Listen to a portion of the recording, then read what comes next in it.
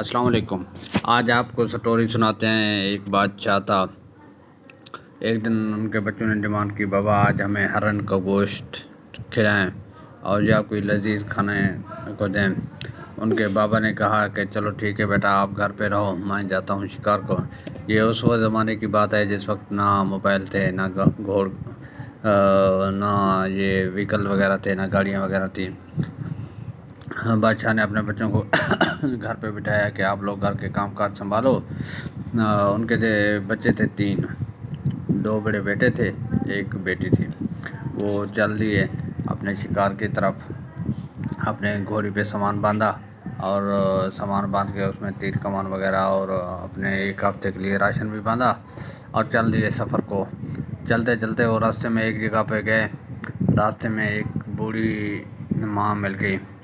اس نے کہا بیٹا کہاں جا رہے ہو؟ اس نے کہا اماں جی میں شکار پہ جا رہا ہوں، میں اگلی بستی سے آیا ہوں، میرے لیے کوئی خدمت کوئی حکم ہو تو بتا دیں۔ اس نے بوڑھی اماں نے کہا کہ بیٹا آپ جا رہے ہو تو میرے گھر سے پانی پی کے جاؤ، کھانا کھا کے جاؤ، پھر آپ آگے چلے جانا۔ آپ سفر کر رہے ہو، پتہ نہیں آگے پانی یا کھانا ملے گا یا نہیں۔ بادشاہ نے کہا کہ میرے پاس سب کچھ ہے کھانے کو، اگر آپ کو کوئی چیز ضرورت ہو تو مجھے بتا دیں۔ بوڑھی ماں نے کہا بیٹا میں گھر پہ اکیلی رہتی ہوں، میرے پاس 2 دن کا راشن پڑا ہے، اگر ہو سکے تو واپسی پہ نا کہیں سے کوئی راشن کا بندوبست کر کے آنا، تھوڑی سی مجھے بھی دے دینا تاکہ میں اسے خشک کر کے اپنے پاس رکھ سکوں۔ کئی عرصہ ہو گیا ہے، پہلے ایک بندہ آتا تھا، وہ مجھے شکار کر کے دیتا تھا اور اسی گوشت کو میں خشک کر کے رکھتی تھی۔ اسی گوشت کو خشک کر کے مہمان بھی آتے تھے، ان کو بھی یہ کھلاتا تھا اور یہ خشک میوہ جات ہیں کچھ یہ بھی اپنے پاس رکھتی تھی۔ ابھی یہ سارے ختم ہو گئے ہیں، میرے پاس صرف 2 دن کا رہ گیا ہے، آپ مہمان آئے گئے ہو، مہمان اللہ کی رحمت ہوتی ہے، میں نے کہا اس مہمان کو بھی کھلا دوں، چلو میرے گھر میں برکت ہو جائے گی، آپ آئیں گے کھائیں گے اللہ مزید دے گا۔ اس نے کہا ٹھیک ہے میرے پاس سب کچھ ہے، میں جا رہا ہوں، 1 ہفتے کے لیے گھر سے نکلا ہوں شکار کے لیے، چلو آپ یہ کچھ خشک میوہ جات اور یہ کچھ کھانے پینے کی چیزیں یہ اپنے گھر پہ رکھ لیں، میں واپسی پہ کوئی شکار کر کے لاؤں گا تو آپ کے لیے لاؤں گا۔ بوڑھی ماں نے اسے کہا کہ بیٹا ابھی تھوڑا دیر صبر کرو، آپ چلو کھانا تو کچھ نہیں کھاتے، آپ دودھ پی کے جائیں، میرے پاس 2 بکریاں ہیں، میں نے وہ پال رکھی ہیں، میرا گزارا جی خشک میوہ جات یا دودھ پہ ہوتا ہے، انہیں بکریوں سے ہوتا ہے۔ پہلے میرا ایک جنگلی ریوڑ ہوتا تھا، وہ یہاں پہ ایک بھیڑیا رہتا ہے، وہ میرے ریوڑ کو آہستہ آہستہ ختم کرتے جا رہا ہے۔ اب میں اس ظالم جانور کے بارے میں آپ کو تو کچھ نہیں کہوں گا کیونکہ وہ بھی جاندار ہے، اس نے بھی کھانا تو ہے کہیں سے کوئی خوراک، اللہ پاک نے اسے بھی دینا ہے، آپ اس جنگلی جانور کو نہ ماریں، آپ اپنے شکار کریں، واپسی پہ مجھے اپنا رب دے گا، میرے مقدر میں جو ہے وہ مل جائے گا، یہ 2 بکریاں میرے لیے کافی ہیں، میں ان کی خیال کر سکتا ہوں، اب وہ ریوڑ میرا ختم ہو گیا ہے۔ بادشاہ نے کہا ٹھیک ہے اماں اب میں چلتا ہوں، ضرور میں واپسی پہ اسی راستے سے آؤں گا، انشاءاللہ آپ کے لیے بھی کچھ لے کے آؤں گا۔ چلتے چلتے بادشاہ ایک جنگل سے گزرا، اگلے جنگل میں گیا، وہاں دیکھے کہ ایک شکار مل گیا، شکار تھا کوئی ہرن کا، اور اسی نے سوچا کہ اسے ہرن کو مارتا ہوں، جیسے اس نے تیر کمان باندھنے کی کوشش کی تو اس کے پاؤں پہ ایک سانپ نے ڈس لیا، جیسے ہی سانپ نے اسے ڈسا وہ بے چین ہو گیا اور اس نے تیر کمان چھوڑ دی، شکار کو چھوڑ دیا اور اپنے پاؤں کے اوپر باندھنا شروع کر دیا، اپنے سامان سے ایک رسی نکالی، اپنے پاؤں کو زور سے پٹی سے باندھ دیا، رسی سے باندھ دیا، اور اسی جہاں پہ اس کو سانپ نے کاٹا تھا اسی سانپ کو اس نے مارنے کی کوشش کی، لیکن وہ سانپ نکل گیا اور اس نے اسی سانپ والی جگہ پہ نا جہاں پہ اس کو سانپ نے زخم کیا تھا، اس نے وہاں پہ ایک تیز دھار چھری سے ضرب لگائی اور خون بہنے لگ گیا اور وہاں سے زہر باہر نکل گئی اور وہ تھوڑی دیر سسکنے کے لیے بیٹھ گیا۔ بیٹھے بیٹھے وہ ہرن پھر پاس سے ادھر سے واپس آگے سے آ گئی، یہ دیکھا ہے کہ بندہ بے چین بیٹھا ہے، گھوڑی بھی ہے، وہ جانور سمجھ کے پہلے ڈر گیا تھا، انسانوں سے ڈرنے لگا، جیسے ہی اس نے دیکھا ہے کہ یہ اب مجھے کچھ نہیں کہہ رہا، جانور بھی ٹھہرا ہوا ہے، وہ مانوس ہو گئی، وہ نزدیک آنے لگی، جیسے جیسے نزدیک آنے لگی تو بادشاہ کو بھی ترس آ گیا، بھئی اب اس کو نہیں مارنا، کوئی اور شکار کروں گا، پتہ نہیں اس کے بچے ہوں گے، سانپ نے مجھے کس لیے ڈسا ہے، اللہ پاک نے اس کے لیے کیا وسائل استعمال کیے ہیں، یہاں کوئی اس کے بچے ہوں گے یا کوئی اور اس کے ساتھ کوئی حادثہ ہوگا، چلو میں اسے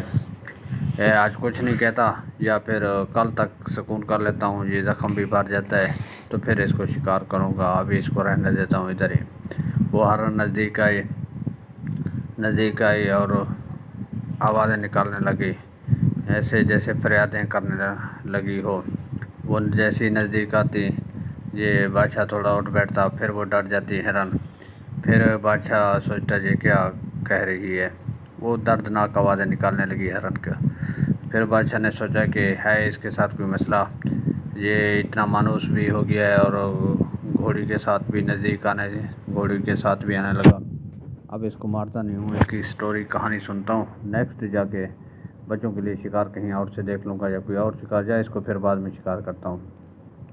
رات کو وہیں پہ ڈیرے ڈالنے شروع کر دیے اس نے، وہاں پہ اپنا خیمہ لگایا، خیمہ کیا لگایا، نیچے تو سانپ اور زہریلے جانوروں نے پہلے کاٹ لیا تھا۔ اس نے کیا کیا کہ بانس کے درخت نزدیک تھے اور دوسرے بیل کھاتی ہوئی وہ شاخیں تھیں، ان کو کیا کیا ایک درخت سے باندھا اور دوسرے درخت کے ساتھ باندھ دیا، اور نیچے جو کچرا پڑا تھا اس کو جلا دیا تاکہ نزدیک کوئی حشرات وغیرہ نہ آئیں اور اس طرح کے زہریلے سانپ وغیرہ بھی نہ آئیں۔ جیسے اس نے آگ جلائی تو یہ ہرن ڈر گئی، بھاگنے لگی، واپس چلی گئی۔ شام کے سورج غروب ہونے والا ہی تھا،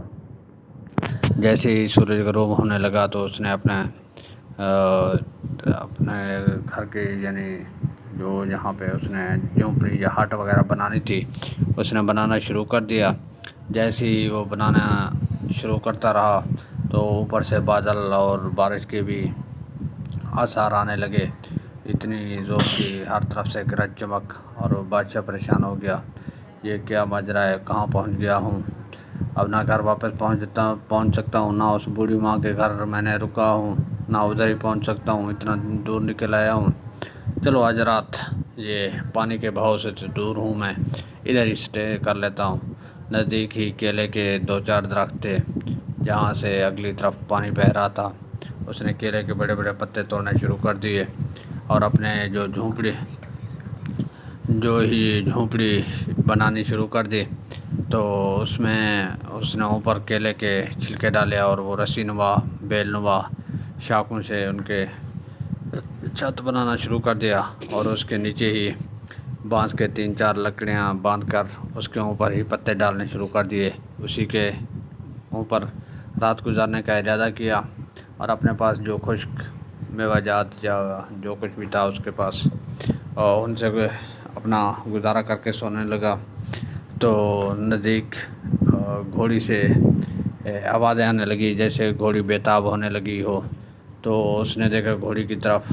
تو گھوڑی بے چینی سے آوازیں نکال رہی تھی جیسے اس کے پاؤں میں کوئی زخم ہو یا کوئی درد ہو۔ تو وہ گھوڑی کے نزدیک پہنچا تو دیکھتا ہے گھوڑی کے پاؤں میں ایک بہت نوکیلا خاردار کوئی جیسے کانٹا ہونا، وہ کانٹا چھپا ہوا ہے، تو اس نے وہ کانٹا نکالا، پھر گھوڑی کو ساتھ ہی باندھ دیا، گھوڑی ساتھ میں گھاس ہی چرنے لگی، اور اس کے بعد دوبارہ وہ سونے کے لیے جانے لگا تو بارش شروع ہو چکی تھی اس وقت تک، تو اوپر سے پہاڑوں کے دامنوں سے ایسے پانی آ رہا تھا جیسے آبشار ہر طرف سے کھل گئے ہوں، بارش میں آنا شروع ہو گئی، تو وہ اوپر کیلے کے پتے تھے، نیچے بھی انہوں نے بانس کے اوپر کیلے کے پتے ڈال کے اس نے اپنا ایک جھوٹ سا جھونپڑی نما گھر بنایا ہوا تھا، اس کے اوپر ہی بیٹھ گیا، تو رات ادھر ہی گزارنے لگا۔ جیسے ہی بارش ختم ہوئی تو وہ سکون کی نیند کرنے لگا، اور گھوڑی بھی بیٹھ گئی وہاں پہ چرتے چرتے، وہ بھی سونے لگا۔ جیسے ہی صبح اٹھا تو دیکھا ہے وہ ہرن دوبارہ آئی ہوئی ہے، ہرن دوبارہ آئی ہوئی ہے سامنے اور بےتابی سے ٹھہری ہوئی ہے، تو بادشاہ بہت بےتاب ہو گیا کہ یا تو میرے گارڈ نے میرے لیے اس کو خوراک بنا کے بھیجا ہے یا کہ اس کے ساتھ کوئی اور ماجرا ہے۔ بادشاہ نے سوچا کہ اس کو شکار بعد میں کرتا ہوں، اب اس کی نا جائزہ لیتا ہوں یہ کیا کہتی ہے۔ گھوڑی کو کھولا صبح کے وقت، جیسی سورج نکل چکا تھا، گھوڑی کو کھولا اور وہ آہستہ آہستہ اس کے پیچھے جانے لگا۔ جیسے ہی جاتا ہے تو وہ نا آگے تقریباً 15 سے 20 کلومیٹر تک جاتا ہے۔